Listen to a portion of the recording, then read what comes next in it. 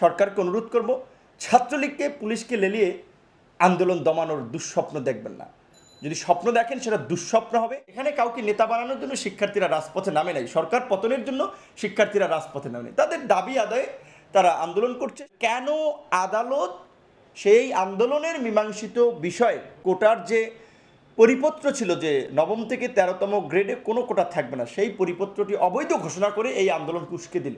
আমার আদালতের প্রতি প্রশ্ন, প্রধানমন্ত্রী বললেন যে কোটা আন্দোলন অযৌক্তিক, ছাত্ররা নেতা হতে আন্দোলন করছে। তো নেতা হতেও যদি আন্দোলন করে সমস্যা কি? বাংলাদেশের মানুষের নেতা হওয়ার অধিকার নাই? নাকি শেখ হাসিনার পরিবারের লোকেদেরই কি নেতা হওয়ার অধিকার আছে? 2018 সালে আমরা বাংলাদেশ সাধারণ ছাত্র অধিকার সংরক্ষণ পরিষদ ব্যানার তৈরি করে কিন্তু এই কোটা সংস্কারের দাবিতে আন্দোলন করি, এবং আমাদের দাবি ছিল যে কোটা সংস্কার করে আপনার 5 থেকে 10%-এর মধ্যে নিয়ে আসা। কোটা সংস্কারের পাশাপাশি আরও 4টি দাবি আমরা দিয়েছিলাম, যে 5 দফার ভিত্তিতে আমরা এই কোটার একটা যৌক্তিক সংস্কার চেয়েছিলাম। সেই সময় আমাদের দাবির প্রেক্ষাপটে 8 মাসের আন্দোলন সংগ্রামের পরে সরকার 4 অক্টোবর একটা প্রজ্ঞাপন জারি করে। এই 8 মাস আন্দোলন চালিয়ে যাওয়াটা কিন্তু সহজ কাজ ছিল না, এবং প্রজ্ঞাপনটা যে আমরা চেয়েছি আর সরকার দিয়ে দিয়েছে সেইটা না। এই আন্দোলন সফল করতে গিয়ে আমাদের অনেক সহযোদ্ধা সহকর্মীরা রক্তাক্ত হয়েছে, লাঞ্ছিত হয়েছে, এমনকি জেলেও গিয়েছে। আপনারা দেখেছেন যে বিশেষ করে 8ই এপ্রিল সেই সময় শাহবাগে পুলিশ লাঠিচার্জ করেছে, সেই ছাত্ররা টিয়ারশেল লাঠিচার্জ বিশ্ববিদ্যালয়ে গেছে, সেখানে ছাত্রলীগ হামলা করেছে। রাতভর এই হামলা ধাওয়া পাল্টা ধাওয়া চলেছে। পরের দিন ওবায়দুল কাদেরের সাথে আমাদের সচিবালয়ে আলোচনা হলো, কিছুটা সরকার পজিটিভ হলো, আন্দোলন আমরা কিছুটা শিথিল করলাম। আবার পরের দিন দেখা গেল যে পার্লামেন্টে আমাদের নিয়ে মন্তব্য করা হচ্ছে যে যারা আন্দোলন করছে তারা রাজাকারের বাচ্চা। মতিয়া চৌধুরীর মতো ব্যক্তির কথা বলেছিলেন, ছাত্ররা কিন্তু আবার ক্ষোভে ফেটে পড়লো, আরও ব্যাপক আন্দোলন হলো, এবং শেষ পর্যন্ত 11ই এপ্রিল প্রধানমন্ত্রী সংসদে দাঁড়িয়ে বলেছিলেন যে সরকারি চাকরিতে কোনো কোটা থাকবে না। 11ই এপ্রিল প্রধানমন্ত্রীর এই ঘোষণার পরেও আমরা যেটা দাবি করেছিলাম যে মুখের ঘোষণা, মুখের কথার কোনো ভ্যালু নাই যদি এটা লিখিত আকারে প্রজ্ঞাপন কিংবা পরিপত্র না হয়। সেই পরিপত্র প্রজ্ঞাপনের দাবিতে 30শে জুন আমরা একটা সংবাদ সম্মেলন করতে চেয়েছিলাম ঢাকা বিশ্ববিদ্যালয়ের লাইব্রেরির সামনে। সেদিন আমাদের উপরে কিন্তু নারকীয় হামলা হয়েছে, শাহবাগে হামলা হয়েছে, শহীদ মিনারে হামলা হয়েছে, নীলক্ষেতে হামলা হয়েছে, বিশ্ববিদ্যালয় লাইব্রেরির সামনে আমাকে ফুটবলের মতো কিন্তু এখানে ওখানে যেখানে যে যেভাবে পেরেছে মেরেছে। কেন? প্রধানমন্ত্রীর ঘোষণার পরে আমরা প্রজ্ঞাপন চেয়েছিলাম। শেষ পর্যন্ত আপনার একটা প্রজ্ঞাপন হয়েছে, কিন্তু এই প্রজ্ঞাপন বা পরিপত্রের জন্য কিন্তু আমাদের এই ত্যাগ স্বীকার করতে হয়েছে, আমাদের পরিবারকে হুমকি দেওয়া হয়েছে, আমাদেরকে গুম করার একটা চেষ্টা করা হয়েছে। তো এই রকমের একটা প্রেক্ষাপটের মধ্যে দিয়ে কিন্তু এই আন্দোলনটা সারা দেশের মানুষের জনসমর্থন নিয়ে সফল হয়েছে। সেই রকমের একটি মীমাংসিত ইস্যু 2018 সালের ইস্যু 2024 সালে আপনার 5 বছর পরে এসে আদালতের রায়ের মাধ্যমে আবার ছাত্রদেরকে ক্ষুব্ধ করে তুলেছে, এবং পুরনো ইস্যু আবার নতুনভাবে এসেছে। এইটা একেবারেই অনভিপ্রেত, এটা অনাকাঙ্ক্ষিত, এবং এটা হওয়া উচিত ছিল না। তাহলে এটা কিভাবে হলো? কারা আনলো? এই যে ছাত্রদের যে আন্দোলন, বাংলাদেশে রাজনীতিবিদরা বিশিষ্টজনরা বলছে যে দেশে এখন ছাত্র আন্দোলন নাই, ছাত্ররা দেশ নিয়ে ভাবে না, ছাত্ররা পোল্ট্রি হয়ে গেছে, এরা প্রতিবাদ করছে না, এরা তাদের উত্তরসূরিদেরকে ভুলে গেছে। যেই ছাত্রদের আন্দোলনের মাধ্যমে 52 হয়েছে, 66 হয়েছে, 62 হয়েছে, 69 হয়েছে, 71 এবং 90, ইভেন 2007 সালেও সামরিক শাসনের পেছনে লাথিটা মেরেছিল ঢাকা বিশ্ববিদ্যালয় থেকে ছাত্ররা। সে সময় যখন ছাত্র আন্দোলন হচ্ছে না, এটি নিয়ে অনেকে কথা বলছে, লেখালেখি করছে, ঠিক সেই সময় কিন্তু ছাত্রদের আন্দোলনে একটা বারুদ দেশবাসী 2018 সালে দেখতে পেয়েছিল, কোটা সংস্কার আন্দোলন এবং নিরাপদ সড়ক আন্দোলন। এটি একটি স্মরণীয় ঘটনা, আলোচিত ঘটনা। তাহলে কেন আদালত সেই আন্দোলনের মীমাংসিত বিষয়ে কোটার যে পরিপত্র ছিল যে নবম থেকে 13তম গ্রেডে কোনো কোটা থাকবে না, সেই পরিপত্রটি অবৈধ ঘোষণা করে এই আন্দোলন উস্কে দিল?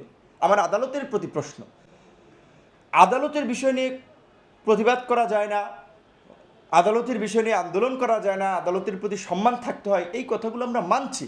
কিন্তু আদালত যদি আমাকে অধিকার বঞ্চিত করে, আদালত যদি আমার প্রতি অবিচার করে, তাহলে কি আমি কথা বলবো না? আমি প্রতিবাদ করব না?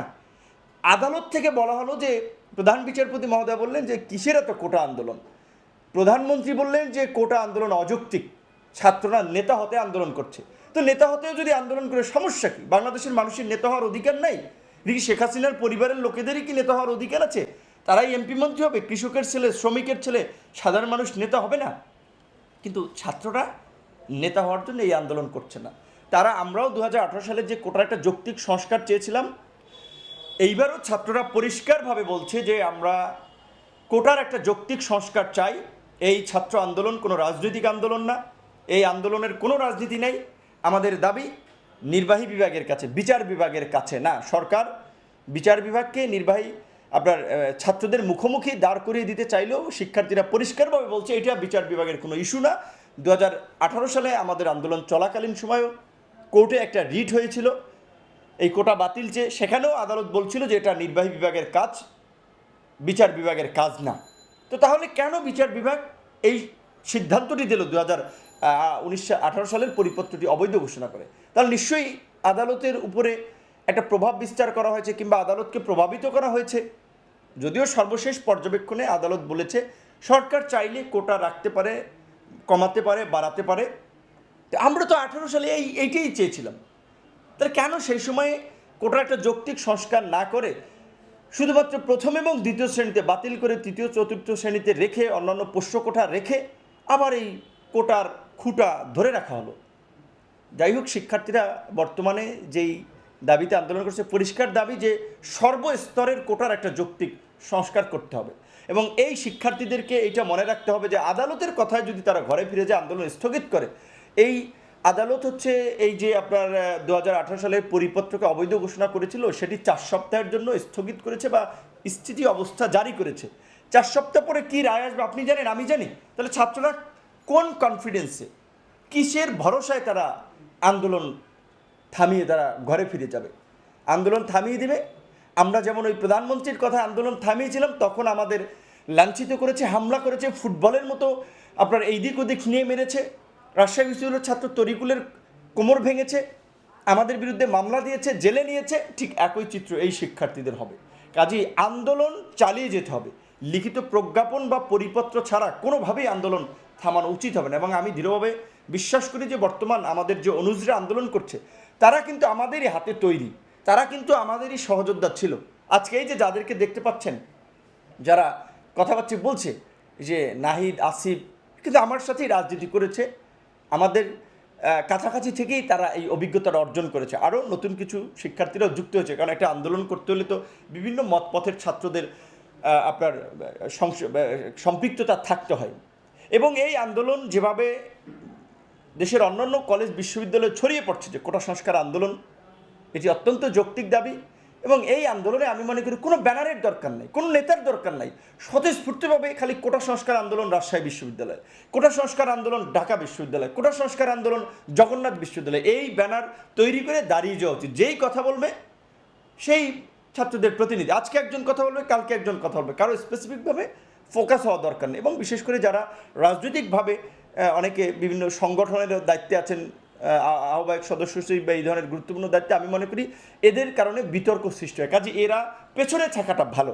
এখানে তো কারণ নেতা হওয়া লক্ষ্য উদ্দেশ্য না, আন্দোলনটা সফল করা, ছাত্রদের দাবি আদায় করা, মেধাবীদের জন্য মূল্যায়নের একটা পদ্ধতি থাকা। এই জন্যই তো সারা দেশের তরুণরা মিলে কিন্তু আন্দোলন করছে। এখানে কাউকে নেতা বানানোর জন্য শিক্ষার্থীরা রাজপথে নামে নাই, সরকার পতনের জন্য শিক্ষার্থীরা রাজপথে নামে নাই, তাদের দাবি আদায়ে তারা আন্দোলন করছে। সেখানে কেউ কেউ আপনার সম্মিলিতভাবে আলাপ আলোচনা করে তারা কথা বলছে। সরকারের উচিত এই দাবি মেনে নেওয়া। সরকার যদি দাবি মেনে না নিয়ে শিক্ষার্থীদের উপরে বল প্রয়োগ করতে চায়, ছাত্রলীগকে লেলিয়ে দিয়ে আন্দোলন দমন করতে চায়, সেটা সরকার ভুল করবে। 18 সালেও কিন্তু সরকার চেষ্টা করেছিল, কিন্তু পারে নাই। সরকার ছাত্রদের কাছে পরাজয় বরণ করেছে, নাকে খত দিয়েছে। এইবার এই যে আপনি বললেন গতকালকে আপনার পুলিশ হুমকি দিয়েছে যে রাস্তায় নামলে আইন অনুযায়ী ব্যবস্থা নেবে, ছাত্রলীগ হুমকি দিয়েছে। আচ্ছা, এই যে ছাত্রলীগের যে, আমি যদি অনেকে আমার বন্ধু আছেন, সহযোদ্ধা আছেন, এই ছাত্রলীগের সভাপতি সাদ্দাম হোসেন থেকে শুরু করে বিশ্ববিদ্যালয়ের সভাপতি, সেক্রেটারি, তারা কিন্তু আমার সাথে ডাকসুতে কেউ আপনার সাদ্দাম এজিএস ছিলেন, স্বয়ং সম্পাদক ছিলেন, সৈকত সদস্য ছিলেন আমার প্যানেল, আমি তাদের ভিপি ছিলাম।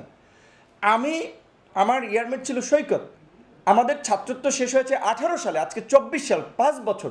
সাদ্দামের সেশন আরও আপনার সম্ভবত 7-8 সেশনের, ইনানের সবার ছাত্রত্ব শেষ হয়ে গেছে আরও 5-6 বছর আগে। 4-5 বছর আগে। সবচেয়ে জুনিয়র হচ্ছে সৈকত। তাহলে তারা কিসের ছাত্রলীগের প্রতিনিধিত্ব করে, কিসের ছাত্রদের প্রতিনিধিত্ব করে? আর তারা ছাত্রদের এইরকম একটা পপুলার দাবি, জনপ্রিয় দাবির পক্ষে না থেকে তারা হুমকি দামকি দিচ্ছে ক্লাসে যাওয়ার জন্য, পড়াশোনার পরিবেশ ফিরিয়ে আনার জন্য। তোমাদের পড়াশোনার চিন্তা ভাবনা আছে, তোমরা রানিং ছাত্র, তোমরা তো ছাত্র না, তোমরা তো আদুবাই। তো সেই জায়গা থেকে আমি সরকারকে অনুরোধ করব, ছাত্রলীগকে পুলিশকে লেলিয়ে আন্দোলন দমানোর দুঃস্বপ্ন দেখবেন না। যদি স্বপ্ন দেখেন সেটা দুঃস্বপ্ন হবে। এবং এই আন্দোলনে ইতিমধ্যেই কিন্তু সর্বস্তরের নাগরিকরা প্রতিক্রিয়া ব্যক্ত করছে, তাদের সম্মতি ব্যক্ত করছে, কারণ এই আন্দোলন তাদের আন্দোলন।